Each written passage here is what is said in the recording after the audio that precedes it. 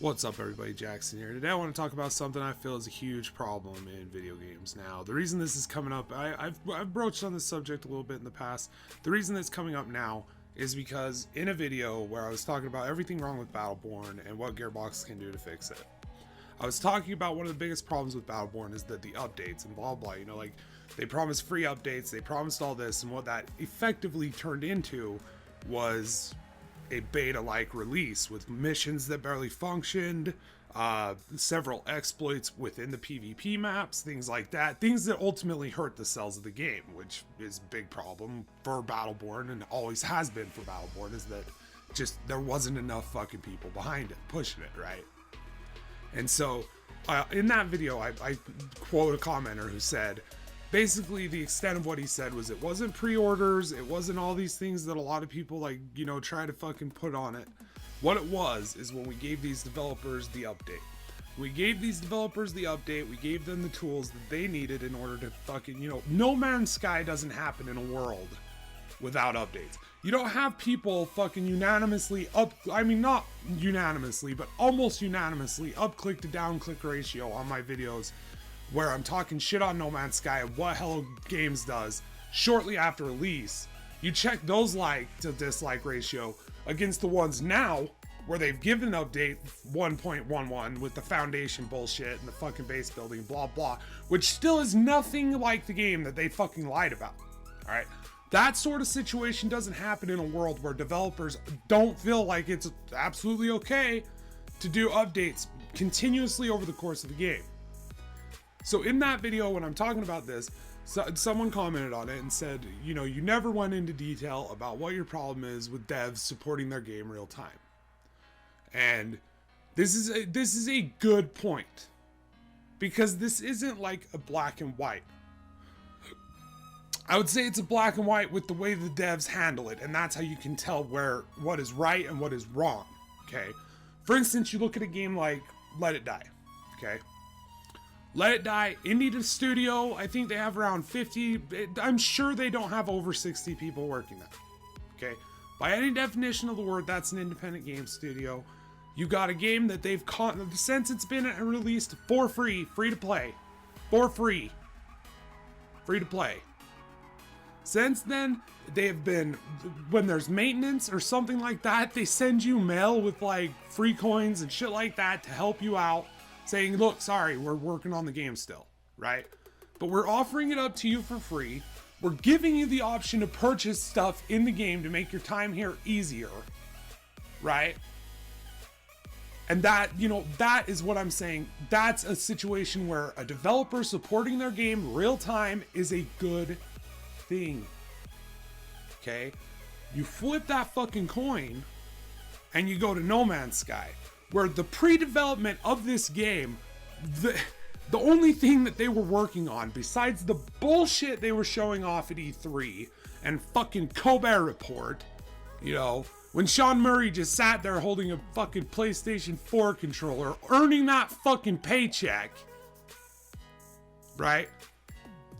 Instead of doing anything like putting in anything that they were fucking talking about, or coming out to the fans and saying, hey, this shit's not really going to be in it. We were lying. Sean was fucking lying. He this is something we want to be in it at a certain point. It's not going to be able to be in it on release. Because basically what we're doing right now is stealing Destiny's UI and making bullshit rehearsed footage to show off at E3. That's what we're doing. Right? So that's the flip side of that coin. You got people like fucking Battleborn, who they release a game that's, this is just conjecture. This is entirely an opinion, based on my own experience with fucking Battleborn, my own time with that game from the fucking technical test all the way through to release. This almost a year since release. Not almost a year, I guess it's still a little ways off, but whatever. All the time, you know what I feel like happened with Battleborn is when they fucking realized that it was up against Overwatch, it was up against a Blizzard game, when they realized that they weren't going to have the money to market it properly, they weren't going to be able to get the word out.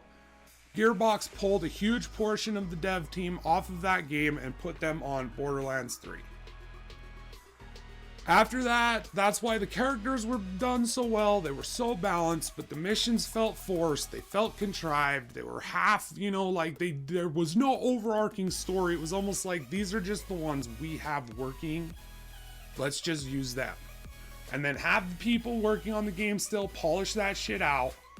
But the core of the game, the PvP was good, except for those exploits because they hadn't properly tested it, whatever. Okay.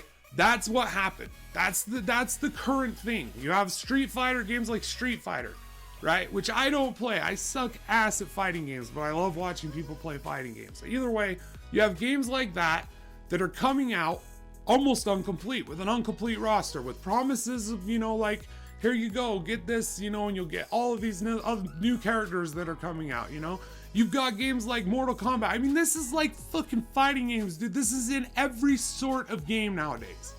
All right? This stretches from the indie development all the way up to the higher echelons of AAA gaming. No one's exempt from this, okay? Because the update is a good thing. It is a good thing to support your game live, especially when it's like an MMO. Like Neverwinter obviously is going to need support live. Destiny, because of the way they nerfed it, is going to need, a live team working on it in order to balance things out as they add new content, new updates, whatever, right? Games like that, of course, are going to need that. But look at Destiny and why it needs it. Because of what they did. They took this game, they nerfed it to the point where they knew, like, then we'll have updates and we'll keep player engagement high. We'll keep our attention at an all-time level. Blah, blah, blah. And this led to the effective removal of several activities that just weren't in Destiny on day one. And that's why day one Destiny felt so hollow. And now, all these many, years later, it finally feels like it's almost a full game, right? I mean, there's Sparrow Racing that they took out of the fucking base version, obviously. Otherwise, why do Sparrows have stats? They took out these events, all these things, these were taken out. They watched player retention, and as soon as that starts to dip a little bit, they do something. And they do the bare minimum. I'm sorry. I had a friend buy me the new Destiny stuff for Christmas, and I've been enjoying it, and I'm going to do a video on it by itself. I want to talk about where that game still holds up all this time later, with what they've added, because I never was able to play the Taken King.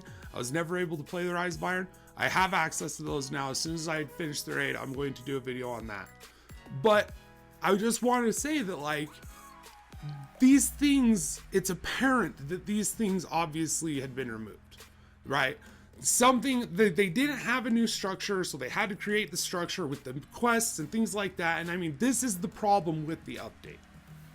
So that, in response to this commenter's question, and it wasn't a bad question, it wasn't a rude comment, it was a good comment. He was just like, you never really went into this and explained, like, what's the problem with updates? What's the problem with developers supporting games real time? I'm saying the ultimate problem with that is that it gives people like Hello Games, it gives people like Bungie, it paved the way for this, to what we're seeing now, where we're getting very, very broken releases on almost every title. There's something that's a dill. Like Deus Ex, I heard they had to patch a frame rate fix for the fucking PC, right? This isn't something that isn't happening. This is happening all the time. And it's giving the developers of Deus Ex where they're like, we don't have to do that yet. We can sell this game that isn't going to function the way that the customers are expecting it to function, because we've been saying that during the pre-development. So anyone who would have pre-ordered that for the PC was getting fucked, right? This is happening. These are real fucking instances of game releases that go under the guise of this, oh, well, it's going to be, and I don't care if you present your game as that. All right. If you're like, let it die, and you're like, look, this is our game. We're working on it still. We're going to give you updates on what we're doing. We're going to let you play it for free. If you want to support our team, you want to fucking help us out, spend some money. You don't have to, though. You don't have to. Can you imagine if No Man's Sky had done that? I don't care what they sold. They could have sold ships. They could have sold any number of fucking anything, dude. Right? And that would have been, they would have made money. They would have made the money.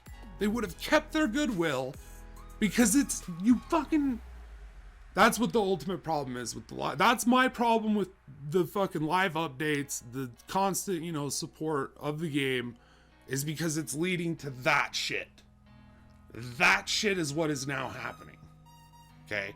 Broken releases, shit that they're just like, we don't have to worry about it. Like, it's fine. We can just patch it a couple days after it comes out. Anyway, guys, those are my thoughts on it. I just wanted to respond to that comment. It was a good comment. Take care, everybody. Keep being awesome. Stay safe. Stay sexy. And always remember that this fat fuck over here, he thinks you're alright, alright? Talk to y'all later.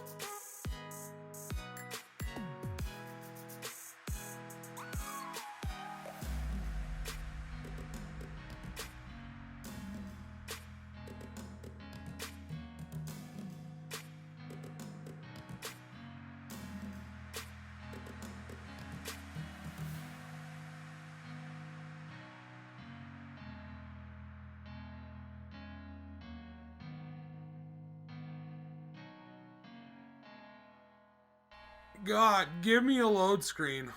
Just give me a load screen. Fuck.